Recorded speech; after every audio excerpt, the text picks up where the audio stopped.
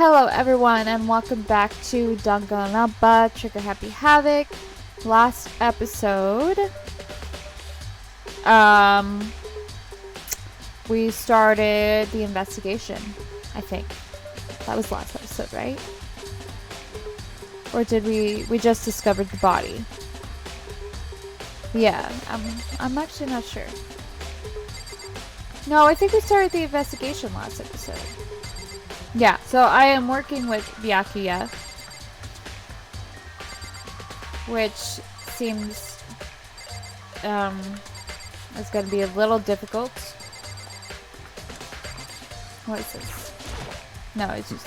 There's no point in checking there. We need to find real clues. The key find.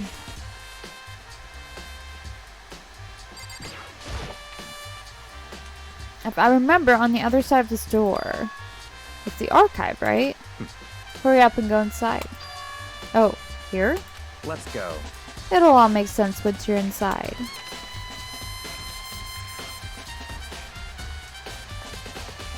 Whoa, there's so many books and files.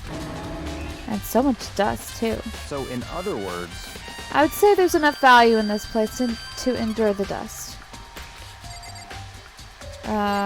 There's a lot of value in here, apparently. What should I look at? This stuff over here? There's a wooden box. It's empty. Although, judging by the smudges and the dust, it looks like there's something inside. I wonder what it was. There was an extension cord plugged in there. It proved very useful while I was in the library. An extension cord, huh?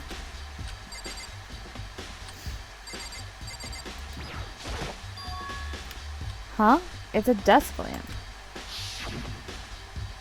Oh yeah, it's the same one I saw Byakuya using in the library before. What? Do you have a problem with that lamp? It was here before, then I moved it over there. It's too dark over there, so I thought I'd put it to good use. Okay. What's that over there? Oh, there's so many files stuffed onto the shelf. What's in all of these things? That's enough. Those documents are dangerous. Dangerous? They detail all the people who control the world from behind the scenes. Dangerous truths for a commoner. You mean like members of the Diet or something? No. I mean the ones with real power. The secret council controlling everything from the shadows. If you're ready to be disappeared for it, take a look. There are some very interesting people in there. You're just kidding, right? Am I? I'll just let it go for now.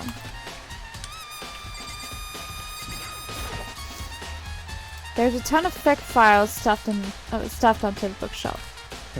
If you're thinking of looking through any of them, let me give you a little warning. Those things are filled with graphic, disturbing photos from all kinds of crime scenes. It's the kind of thing any normal person wouldn't ever want to look at. Be careful.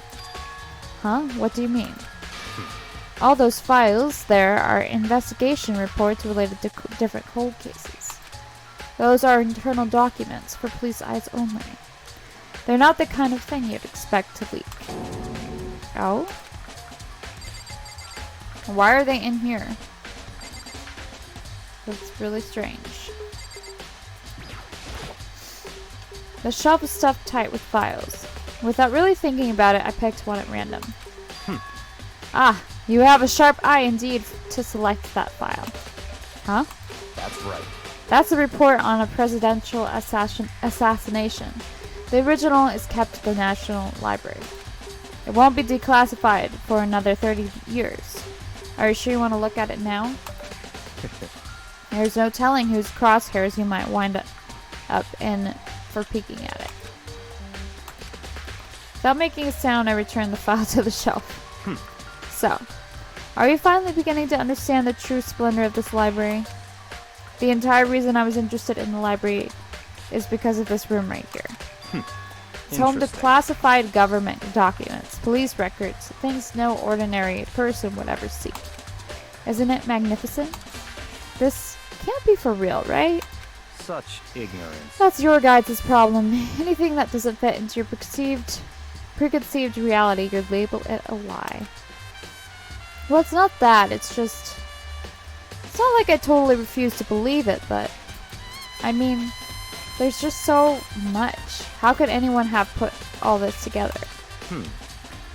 I suppose it goes to just show just how much Hope's Peak truly wields. Or perhaps the mastermind may have wanted to provide us with enough entertainment to keep us from getting bored. It's no use. I can't keep up with all this. It's just too unreal. What's wrong? You still can't believe it? What about you? How can you believe it so easily? Things like that are usually impossible. What? What do you mean, usually? Usual? Normal? Ordinary? Simple? Those things don't exist anywhere in the real world. If you don't understand what they actually represent, you don't understand the nature of anything. You don't pull out punches, do you? Besides, what you consider usual is based on your common sense, right? But what makes you think your own common sense applies to me at all? The documents gathered here are genuine. I have reviewed them multiple times, so there is no doubt. Okay. Hold on a second. You're saying you've read all these documents and more than once? But all this has to be like top secret confidential stuff, right? So why? My family has a reading room just like this at our home. Ours is bigger, of course, and not as dusty. Huh? Members of the Togami family have access to any variety of government-related documents. That includes foreign powers as well as domestic. How is that possible? So, in other words... I already told you, there's a secret council that controls the world from the shadows. My family is a member of that council. And I have within me the bloodline that will allow me to one day bend the world to my will. But to become such a ruler, I must know all levels of this world backwards and forwards. So whenever I have time, I like to review whatever documents and materials that interest me. Which is why I can proclaim without a doubt that the materials gathered here are the real thing. This is beyond believing or not believing. Byakuya is actually starting to scare me more than the actual mastermind. And what always interested me the most were the cold case police investigation reports. Reading through those reports has always been a hobby of mine, ever since I was little. It's excellent mental exercise. I've solved more than a few of those cases just by reviewing the reports. And among all those reports, one of my recent favorites is the Genocide Jack case. As we talked, Byakuya grabbed a specific file from the shelf. That's right. This is the complete case file. Every single report surrounding the Genocide Jack case has been compiled in here. Because there are so many, allow me to quickly summarize the main points. To begin, there are two notable characteristics in every Genocide Jack murder. First characteristic is that at every crime scene the word bloodlust is written in the victim's own blood. And the second is that when the victims are murdered, their bodies are suspended in a certain way. Bloodlust is written in blood and the victim's body is suspended. It's exactly the same as what happened to Chihiro. Save your surprise. The best part is yet to come. For the second characteristic, where the victims are suspended, the only ones who knew about that particular fact were members of the police and the other higher-ups. By all accounts, nobody in the media ever found out. Huh? In other words, no one knew, no one on the news, no one online, nobody knew about that aspect of each crime. Only key officials and the killer himself knew about this act of mounting the victim. Now, if you recall Chihiro's corpse, her body was most certainly mounted in this fashion. So, how could the killer have known about suspending the victim? That's right. That's the key question. But in fact, the answer is quite simple. So in other words, The culprit isn't a copycat killer. It's the real Genocide Jack. in other words, That right there is the evidence that Genocide Jack is hidden himself among the rest of us. Then Genocide Jack really is such a brutal, fiendish killer, really is walking around among us? interesting. Things are really starting to get interesting, aren't they? I never imagined a killer with such a reputation would ever become part of our little game. Now, don't you think it would be good for you to take a look at what I've already seen? You might just manage to ferret out a clue or two. Such If you get down on your knees and beg, I might even show you myself. Okay. Sorry, I'm sniffling so much and my voice sounds weird. I'm still sick. I've been sick the past week, so I'm still getting over it.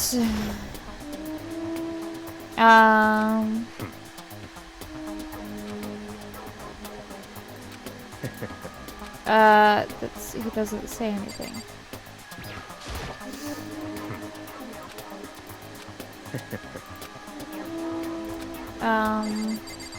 Maybe I just need to talk to him again. Byakuya, about that Genocide Jack case file. Could you let me see it? That's fine. Well, you didn't beg, but I guess it's okay this time. Feel free to look at it in here, but you can't take it with you.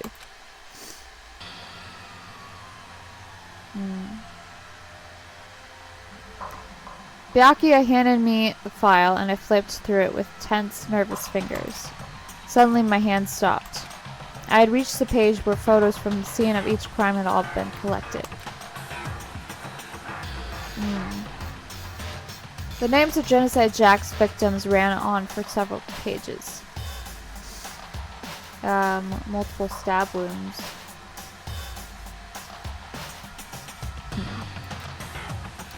Ken Harada, 32. Tetsuhiro Honda, 17.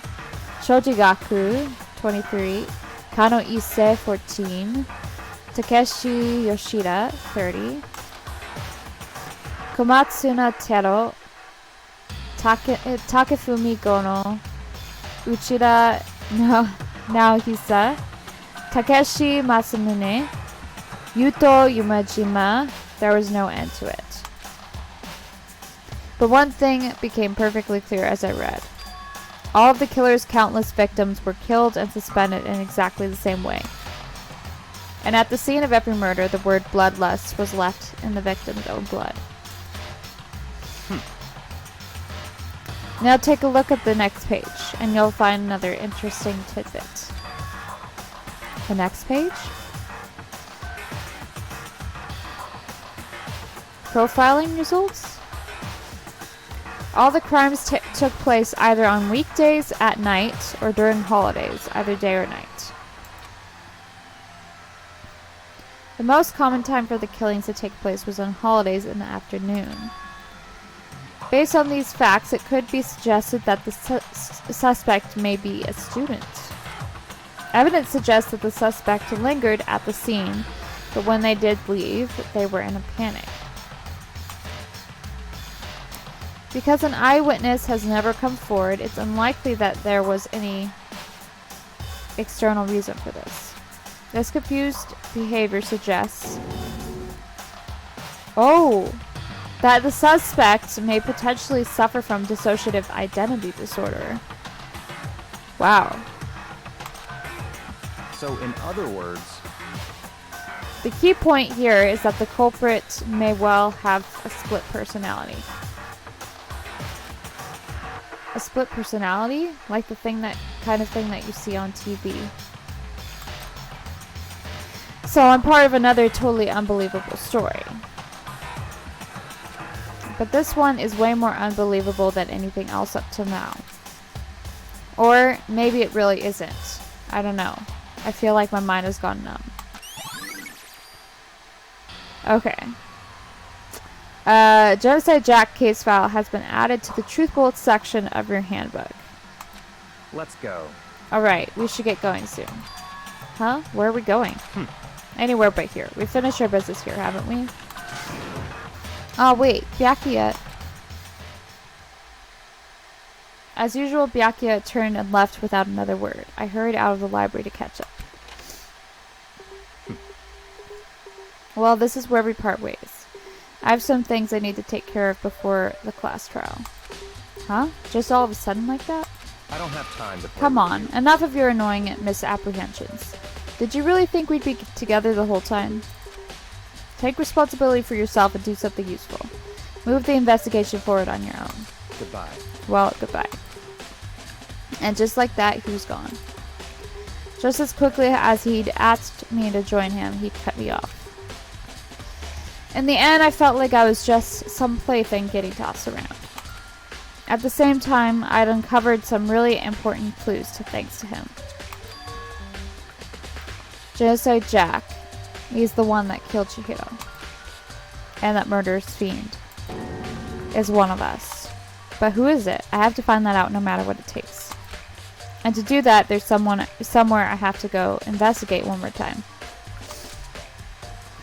I have to go back to the crime scene, the girls' locker room. I should check the boys' locker room too. And there others might have come up with some info I might find useful while I'm at it. I need to find out everything I can. Okay, so Genocide Jack has to be somebody in this that's in the school. It has to be the person that killed Chihiro. However, they're saying that Genocide Jack could have dissociative identity disorder, which is something that I've actually learned a lot about. And usually these kind of things do get it wrong because they usually don't. They're usually more harmful to themselves than to other people. But I don't know. I don't know how I feel about that because I used to love like horror movies that had dissociative identity disorder in it, but then I learned more about dissociative identity disorder, so I don't know. I'm not sure how I feel about it because it does it gets it wrong, so. But I'm gonna disregard that because I still like this game. Okay. Ding ding ding! Ifumi has discovered evidence revealing the identity of the culprit. I feel as if... And another stat increase for me. Evidence? What did you find? I cannot reveal that just yet. That's it. But I I'm guarantee sure of that it. what I found will steal the killer's breath from his lungs. Are you sure about that? Oh yeah, Miss Lundenberg said she witnessed something worthwhile too. Really? What did she see? Well, She refused to tell me. It's like when a girl bullies the boy she likes, right? Right? Okay, so where's Celeste now? The warehouse by the dorm. She was there, but at the same time, not there. What? What's it gonna be? Okay, so I'm gonna have to go down there.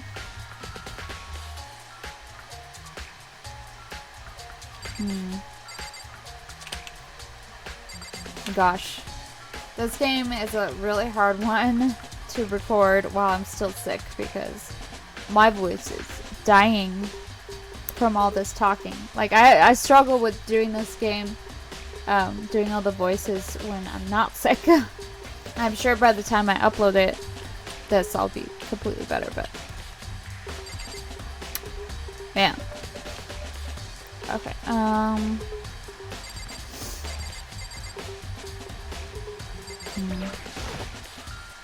Hey, Kyoko. Have you made any progress on your investigation? Indeed. Generally speaking. However, But I have to get going. I have something unrelated to take care of. Something besides the investigation? What is it? well, Nothing you need to worry about. Just concentrate on the murder. But So then, before I go, let me give you one piece of advice.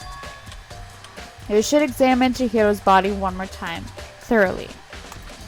Also, her handbook is missing. You might want to determine its whereabouts. goodbye.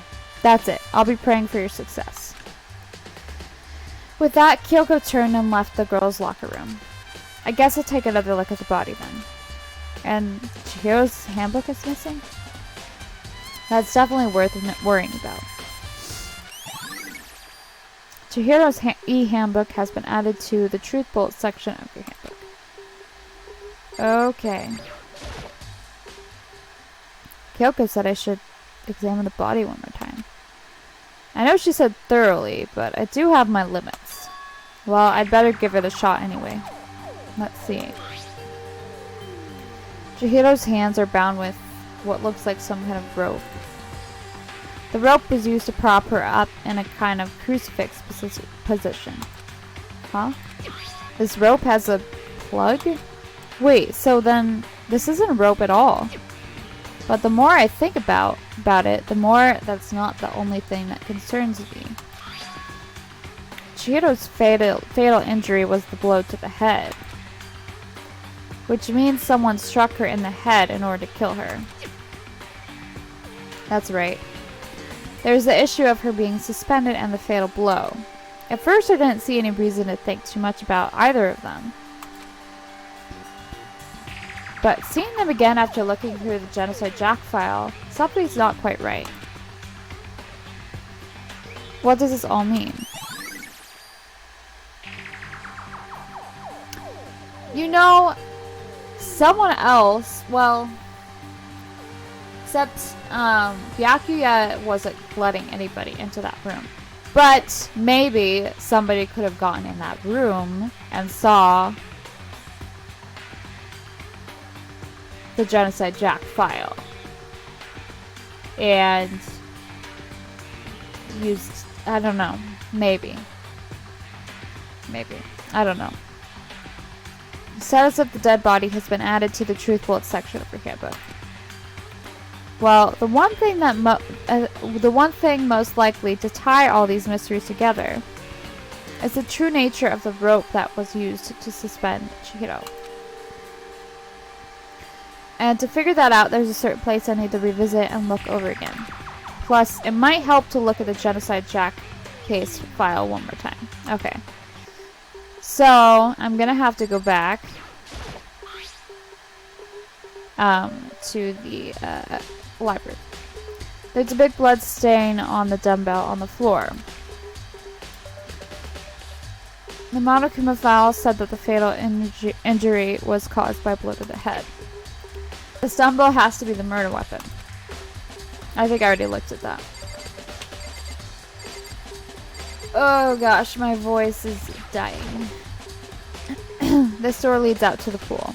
Okay, then I don't need to, there's still more I need to check. Really? What do I need to check? The word bloodlust is written on the wall in blood, just like in all those other Genocide Jack cases. At every crime scene, the word bloodlust is written in the victim's own blood.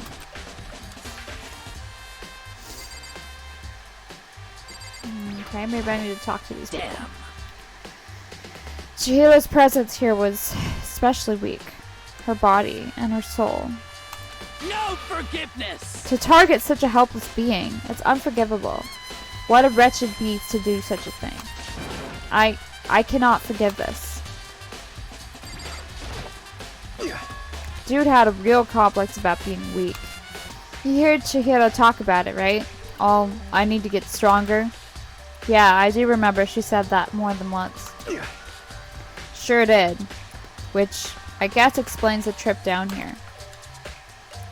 But did she really need to get stronger that badly? You already mentioned it, but she was a girl after all. Most girls aren't all that strong. I don't know, man. Haven't really thought about that stuff. Chihiro's complex. Where did it come from? I don't know. Okay, can I leave now? There's still more I need to check. Oh, wait a second. I see something. It's the bloodstained poster. The blood is the most noteworthy part, but the big-breasted swimsuit model is pretty noticeable, too. A girl's locker room doesn't seem like the kind of place you'd find something like this. Yeah, that is strange. I thought that was strange. There's a bloodstain on the carpet. It could only have been caused by Chihiro's murder. Okay. Can I leave now? Yes. Okay. There we go. Okay. So now, I'm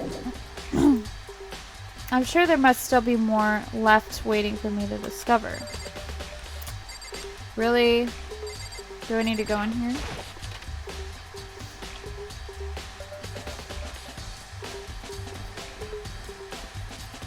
Wait a second. I think those were switched. Huh. This poster... I remember seeing that other poster in here before. Why was it switched? Doesn't make sense. It's a popular boy band name called Tornado. Somehow it doesn't quite seem to fit in the boys' locker room. Oh, but wait. That reminds me. The poster in the other locker room is... That's right. There's definitely something strange about this. In the boys' locker room, there's a poster of a popular boy band. In the girls' locker room, there's a poster of a big-breasted swimsuit model. Could the posters have been switched? Yes. Because I remember looking at that poster in here before.